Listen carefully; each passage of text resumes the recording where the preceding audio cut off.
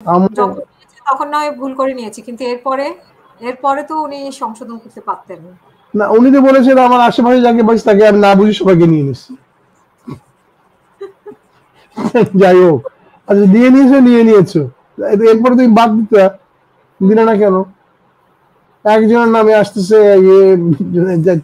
আমি আর বেশি ক্রিটিসাইজ করবো না।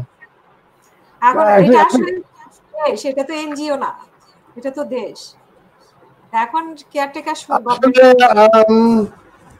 দেশ, হ্যাঁ দেশ, কিন্তু সরকার হওয়ার পরে তো সবাই তো বলতো এনজিওগ্রাম সরকার, মাইন্ড করেন না আমার কথা, বুঝছেন? সামনে যাকে পাইছি তাকে ধরে নিয়ে নিছি, বুঝি নাই এই তো।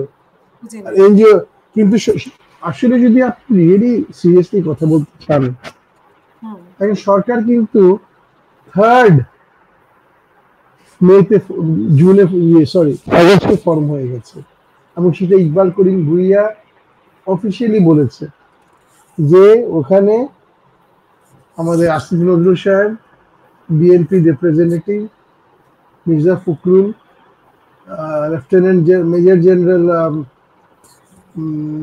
কি নাম ওনার, ফজলে আকবর, জামাতের লিডারশিপ এবং আর্মির ডিজিএফআই জেনারেল মুজিব, যিনি ভেগে এখন ইন্ডিয়া আছেন, ওনারা অলরেডি সরকার ফর্ম করে দিয়েছে। এবং যখন আসছেন, ইউনূস সাহেব যখন ফ্রান্স থেকে আসছেন, ওনাকে অলরেডি লিস্ট দেওয়া হয়েছে, উনি ওখানে দুই একটা ওনার গ্রামীণের লোক ঢুকিয়ে দিয়েছেন। এই তো সরকার, শুনি আর কি, আমার তো কোনো প্রমাণ নাই, কিন্তু ইকবাল করিম ভুইয়া এটা নিজের মুখে বলে গেছে, দেখিয়ে দিয়ে গেছে। আমি আর কিছু বলতে চাই না। আরো অনেক কথাই বলেন, এখন বলেন যে আরো 2-1 বছর এই সরকার থাকতে পারে, তারপরে বিএনপি আসবে, বিএনপি আসলে আওয়ামী লীগ আর ভারতের ইচ্ছা মতো আবার তাদের ইচ্ছা মতো, মানে ভারতের মর্জি এবং আওয়ামী লীগের ফিরে আসার উপর ডিপেন্ড করে যে তারা কতদিন থাকবে। তো এগুলা উনি কোথা থেকে বলেন? আসলে মানুষ অনেক কিছু বলতে পারে, বাট আমি যতটুকু জানি, আমি যতটুকু বিশ্বাস করি, আমি জানি না ইউনূস সাহেব মনে হয় আসলে ইলেকশন দিতে চেষ্টা করবে, আসলে চেষ্টা করবেন উনি।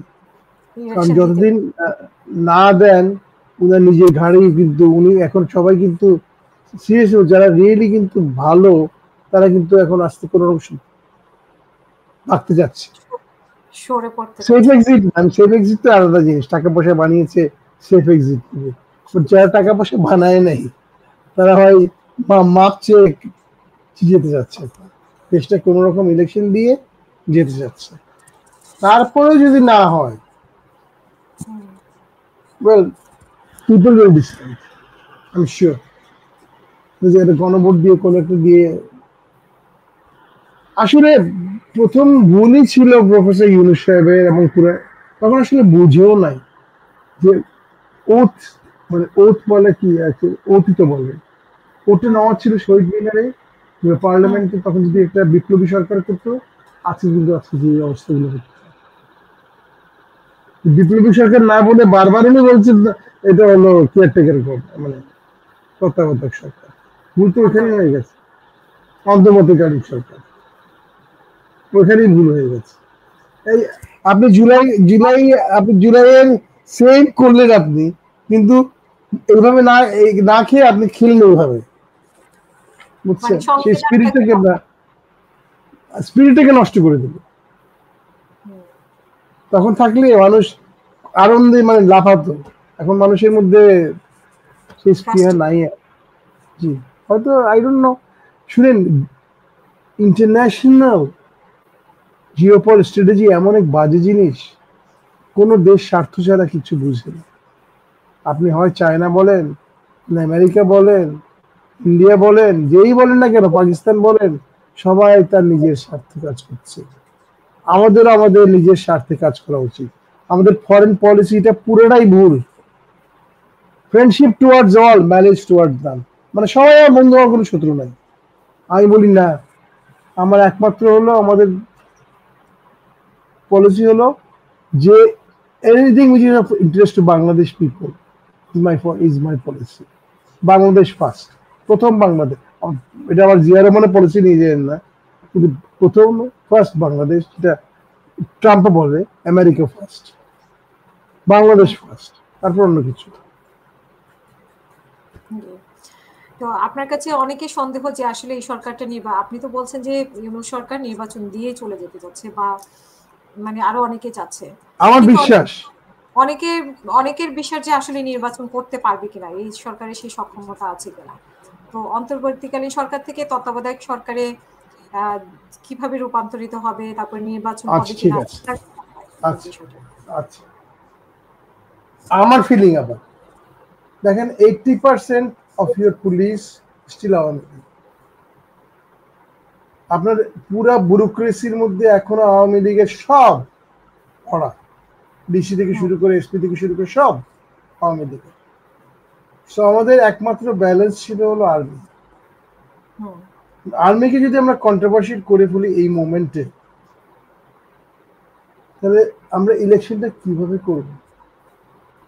আর আপনি এতটুকু শিওর থেকেন যে এই ইলেকশনে যেন না হয়, তার জন্য ইন্ডিয়া সমস্ত কিছু চেষ্টা করবে, আর এটা দ্য লাস্ট গেম। এখন যদি সে না পারে আমাদেরকে ডিস্টেবিলাইজ করতে, আমি যদি একটা বছর সময় পেয়ে যাই, আমাদের ডিজিএফআই বা যেটা নাম বলেন আপনি, পুরোটা অর্গানাইজ করে দেশের জন্য কাজ করার জন্য, বহিঃশত্রুর এগেনস্টে আমাদের অস্ত্র টস্ত্রগুলো চলে আসে। অলরেডি তো আপনি জানেন যে চায়না থেকে 20টা জেটেন সি আসতেছে, পাকিস্তান থেকে JF-17 আসতেছে, ফ্রান্স ইউরোপ থেকে বা ইটালি থেকে আমাদের ইউরোফাইটার টাইফুন আসতেছে, আমাদের আর্টিলারি আসতেছে, মিসাইল, লং রেঞ্জ মিসাইল আসতেছে। এগুলো যদি চলে আসে তাহলে কিন্তু ইন্ডিয়ার জন্য দুঃস্বপ্ন। এই দেশকে আর সে হজম করতে পারবে না। বুঝতে পারছেন জিনিসটা কত সেন্সিটিভ? একটা বছর আপনার জন্য সেন্সিটিভ। এই জন্য তার যেইভাবে পারে দেশটাকে ডিস্টেবিলাইজ করবে। তার জন্য অলরেডি তো বোধহয় 4,500 টাকা নাকি এসালাম দিয়েই দিয়েছে।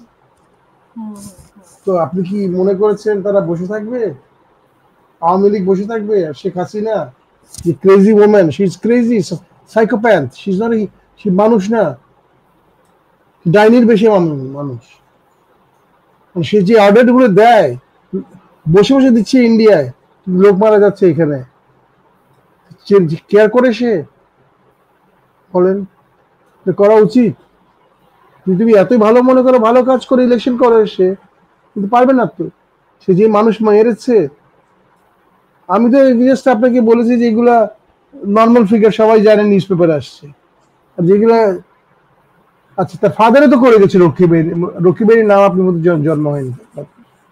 রক্ষী বেরি 30,000 মরে গেছে, সিরাজ সিকদার মেরেছে, এবং তারা তখন শেখ কামাল, আমি তো ওই পাড়ারই ছেলে ভাই, ধানমন্ডির 19 নম্বরের ছেলে।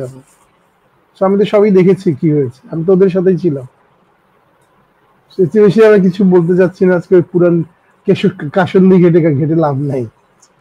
আমরা শেষ করব। শেষ করার আগে নির্বাচন নিয়ে মানে আপনার কাছে কি মনে হচ্ছে যে সরকার, আজকেও দেখলাম যে মিটিং হলো, তত্ত্বাবধায়ক সরকারটা আসলে কখন গঠিত হতে পারে বা কি রূপে হতে পারে বলে আপনি মনে করেন? এটা মনে হয় ডেট দিয়ে দিবে। এটা মনে হয় অলরেডি কথা হচ্ছে, বিএনপির সাথে হয়েছে, জামাতের সাথে মনে গতকালকে হয়েছে, এনসিপির সাথে হচ্ছে। এনসিপি তো যাই হোক, তবু দেওয়া উচিত, তারা অনেক কষ্ট করেছে, কিন্তু করাপশন করে নষ্ট করে দিয়েছে নিজের নাম। তাদেরকে যদি জাস্ট একটা গার্ডিয়ান হিসেবে রাখতো, কনস্টিটিউশনে দেখে রাখো, এই সিটি না দিয়ে অনেক ভালো করতো।